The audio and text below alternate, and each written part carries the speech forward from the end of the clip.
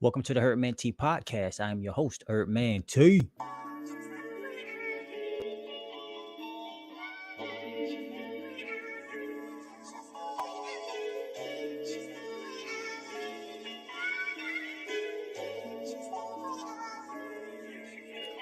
I'm feeling real good.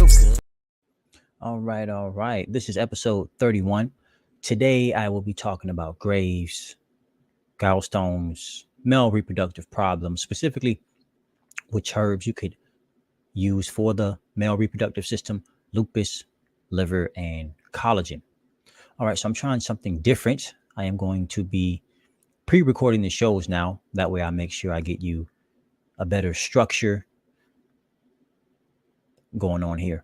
So also I will be putting timestamps down below to help you navigate to the exact topics you want to know about. All right, so first up, also too, if you want to support the podcast, head over to patreon.com/herbmant, patreon.com/herbmant.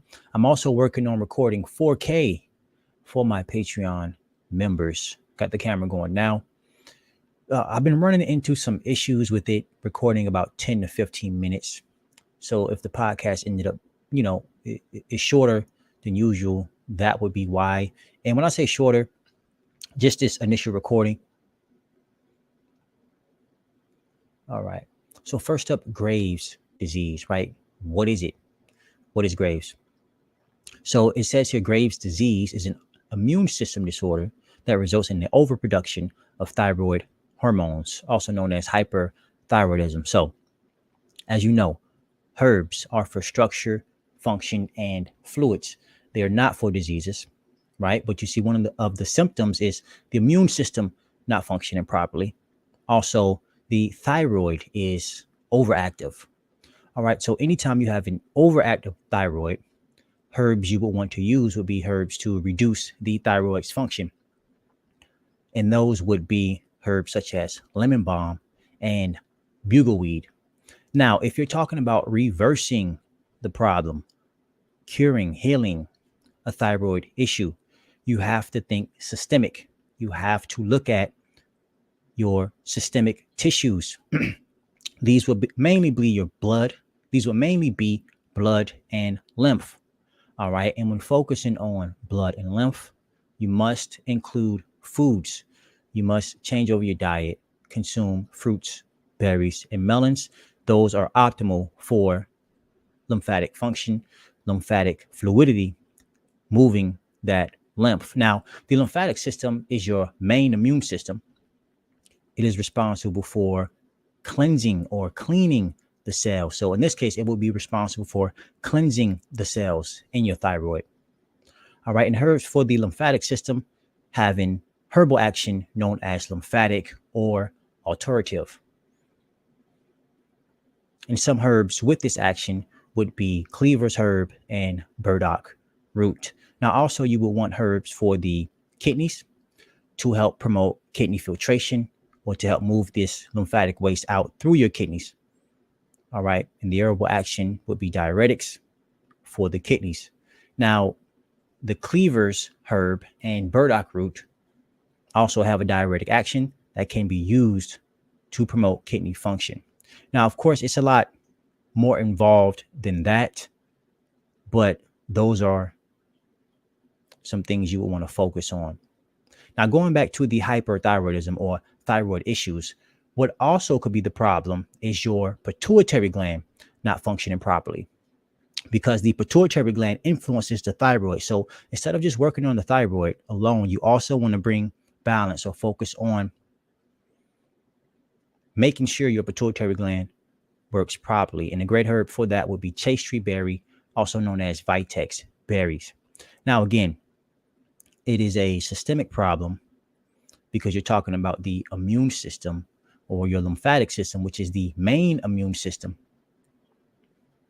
You have to think holistic. Now, when thinking holistic and talking about the glands or your thyroid, you have to look at the endocrine system as a whole and focus on bringing balance to that entire system, because there could be some other things down as well.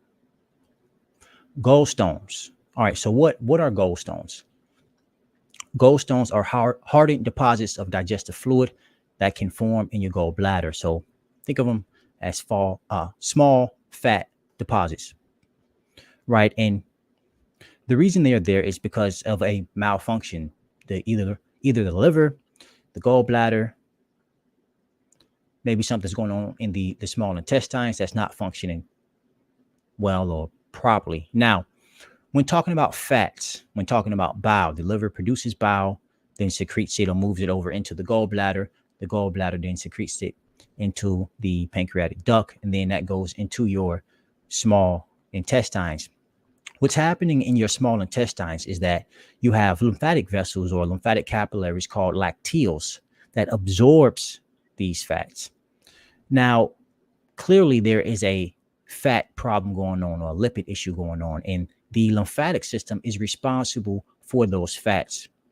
So there's a strong chance that the lymphatic system is down, the lymphatic system is stagnant, and is unable to move these fats around like it should be, which could cause a buildup. So when correcting the gallbladder issue, yes, you want to focus on taking herbs for the liver. Yes, you want to focus on taking herbs for the gallbladder. Herbs for the liver also benefit herbs for the gallbladder. An example of this would be wild yam root, as well as dandelion root. There's also a powerful cholagogue. Cholagogue is an herbal action that means to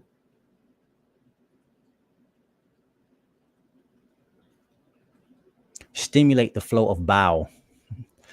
You have cholagogues and you have choleretics. Choleretics help to promote the volume or increase the volume of bile produced, and then cholagogues promotes or stimulates the flow of bile. Yeah, that word choleretic or choleretic kind of reminds me of a chamomile. Instead of saying chamomile, I want to say chamomile. All right, so herbs for the liver also benefit the gallbladder as well. Now, also you would want to make sure you're getting the lymphatic system moving, and as well as your entire digestive system, going back to the endocrine glands or the endocrine system, and bringing balance to the endocrine system as a whole. That way you can work on reversing the hyperthyroidism or the overactive thyroid issue. So you want to think holistic digestive system. So you want to make sure you're focusing on the stomach. You want to make sure you're focusing on the mouth. The mouth is what? It's involved in digesting your carbs. The stomach is involved in digesting your proteins. And then once you make your way into the small intestines, now you have the liver, gallbladder, and pancreas working together to break down your fats, amino acids, as well as simple sugars. So you want to make sure everything is focused, is working properly to ensure that you get the results that you want. So the same herbs you would use for the lymphatic system in the hyperthyroid problem will be the same herbs you use here. The lymphatic system is systemic, which means it is from head to toe. So it's found everywhere in the body, and herbs for the lymphatic system generally doesn't just focus on certain sections or certain parts of the lymphatic system. For example, if you're having lymphatic stagnation in the head area, cleavers, herb, and burdock root will do its best to work on pulling or moving that lymphatic waste out of that area. And they mainly do this through the kidneys. The kidneys are considered the main organ to focus on when moving lymph. And then your skin is also an area you will want to focus on. Your skin is considered kidney. But going back to the herb, celandine? How do you pronounce that? Celandine. Basically, so you can use the fresh herb or root, and you can use the fresh herb or root, and it is a powerful cholagogue which can be used to inhibit gallstone formations.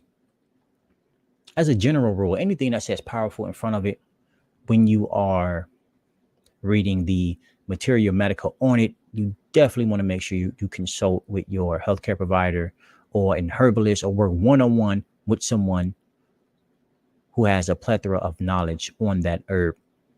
Now, male reproductive system, as we know, the male reproductive system, self-explanatory, will help the human species to reproduce. So, and when talking about the male reproductive system, you have the male reproductive organs. I'll just say that. So you have gonads, the testes, the spermatic cord. But when using herbs for the male reproductive system, yes, you're going to use herbs like saw palmetto berry to help with the prostate, or cleaver's herb to help reduce inflammation in the testes, or uva ursa leaf to help clean up the urinary tract as a whole. But you also want to focus on herbs for the adrenal glands. We all know without energy, when men have low energy, they become stressed out. They can't function properly, whether it be in the bedroom or even at the job. So you would want to use herbs known as adaptogens to help promote the male reproductive system's function as well. Not only that, when focusing on the adrenal glands are a part of your endocrine system they are part of your endocrine system. So bringing balance to the endocrine system as a whole is extremely important, because the pituitary gland influences the adrenal glands. The hypothalamus gland influences the adrenal glands. So you may not only be having an adrenal gland problem. So to save you time, go ahead and focus on the endocrine system as a whole, as well as the male reproductive system, and also the urinary system as well. So just to recap, the herbs I mentioned for the male reproductive system, that would be uva ursa leaf, cleaver's herb, and saw palmetto berry. Also,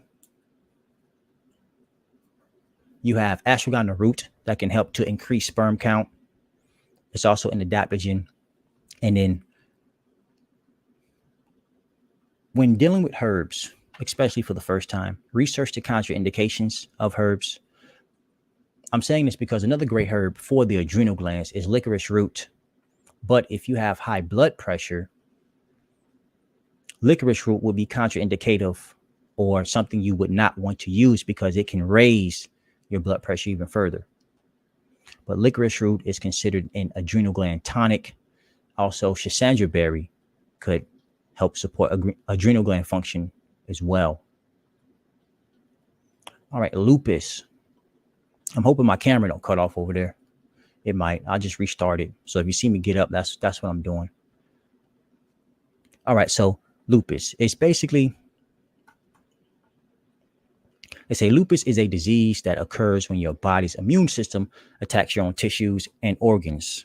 Autoimmune disease. So anytime you hear autoimmune, automatic immune system disease, in my opinion, that's just something they don't fully understand. So they're just going to lump it in autoimmune disease.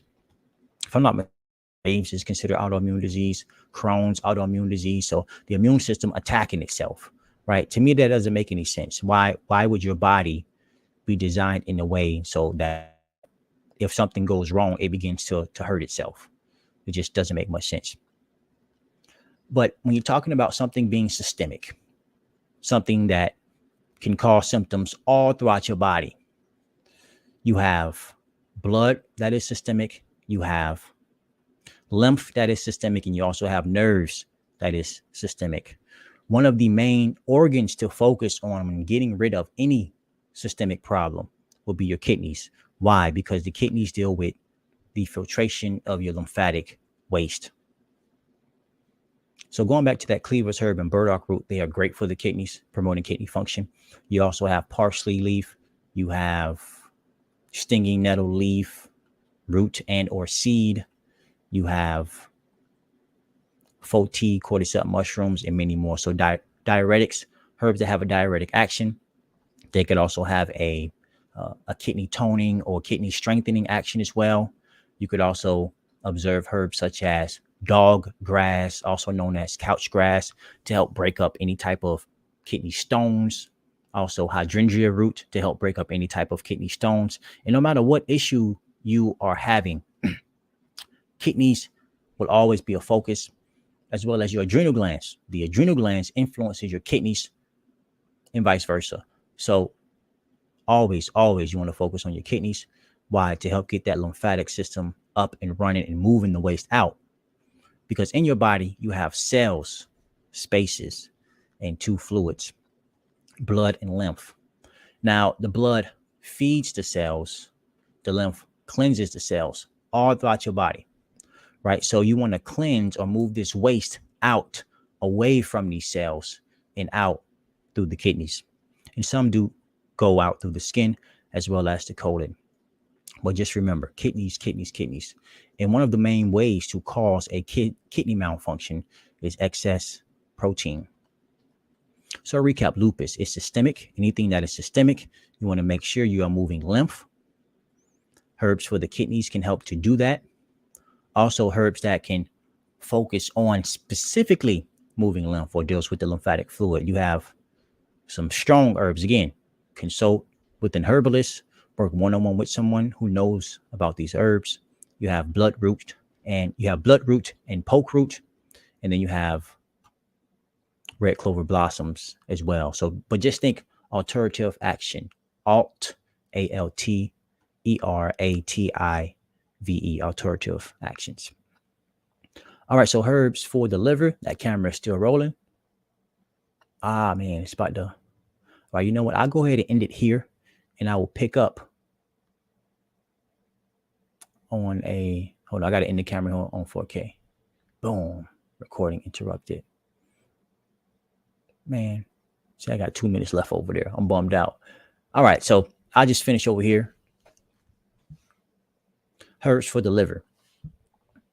All right, herbs for the liver. I'm thinking about for Patreon. Yeah, I just clipped this video and put it on the Patreon one and call it a day. You know, got to work through these malfunctions. Let's just say that. All right, so herbs for the liver.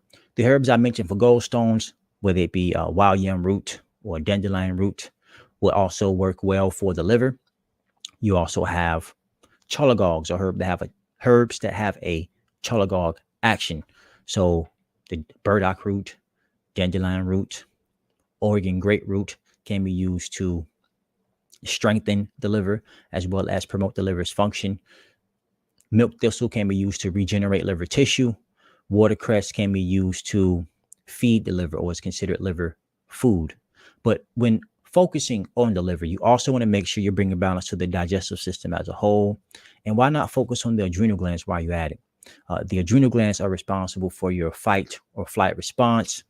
We all know when the body becomes stressed out, cholesterol tends to elevate, or fats tend to elevate. So the initial response to stress is your adrenal glands pumping, and then you could say secondary would be your liver. So strong adrenals, strong liver is definitely the way to go.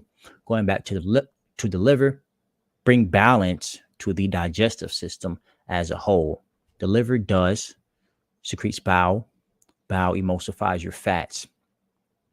The liver takes a load off the pancreas. The pancreas also breaks down your fats. If the liver begins to malfunction, now it's going to be more work being put on the pancreas. And also, too, if you're eating a lot of fatty foods, it's going to cause the liver to overwork as well. So be mindful of what you are consuming. All right. And lastly, collagen. All right. Collagen. Let's say here, collagen is the most abundant protein in the body. It accounts for 30% of its total protein. Collagen is the primary building block of your body's skin, muscles, bones, tendons, and ligaments, and other connective tissues. So collagen, when you think of collagen, think of connective tissue. Whenever you think of connective tissue, think parathyroid, because the parathyroid is responsible for your calcium utilization. If you notice people with extremely wrinkly skin, understand that calcium buffering system is in full effect. So that just means the body is stripping itself of calcium or beginning to loosen connective tissue in order to combat a state of acidosis that has been placed on the body. So basically, acids are accumulating in the body. A lot more are there than it should be. And now the body is trying to defend itself against these acids. So I haven't found any herbs specifically for the parathyroid. The parathyroid is located behind your thyroid glands. You have two of them. One is on the left and one is on the right. And then you have 4 parathyroid glands, 2 on the left and 2 on the right. However, you can use a parathyroid glandular, which is basically a tissue from an animal, or an animal's parathyroid, to help inspire yours to start functioning. But because the parathyroid is right there behind your thyroid gland, it is safe to say that the pituitary gland will influence the parathyroid and just bring balance to the whole endocrine system. Now, also, too, just like for the, Graves, for lupus, gallstones, etc., you always want to work on kidneys. You always want to work on the adrenals. Always working on the skin to help move that lymphatic fluid or bring fluidity to the lymphatic system. All right, and I am going to end it here. If you want to support the podcast, head over to patreon.com/HerbManT. Let's see if I can put a tag below here or a banner. Put the banner on here. All right, that's for the ebook. Long banner. I need to edit it, but I'll wait for it to flash on the screen for you. Patreon.com/HerbManT. Yeah, I am working on a detox mini course. There we go. To support, visit patreon.com/HerbManT. But yeah, I'm working on a detox mini course. If you didn't know, I have ebooks out now. One of the ebooks are titled Detox and Heal. The other is titled Herbal Cheat Sheet 101, 3rd edition. All right. Thank you for joining me on episode 31 of the podcast. Until next time, peace.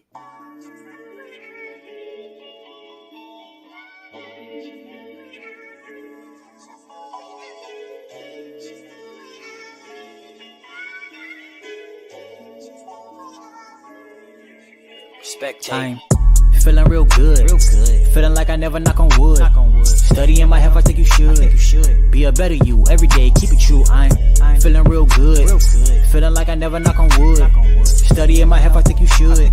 Be a better you every day, keep it true, and be held accountable for everything that you do. Be surrounded by the ones that are loving you. Growing never sink unless you sinking in the shot. While you in the 4th quarter and the haters sit and watch. They don't wanna move.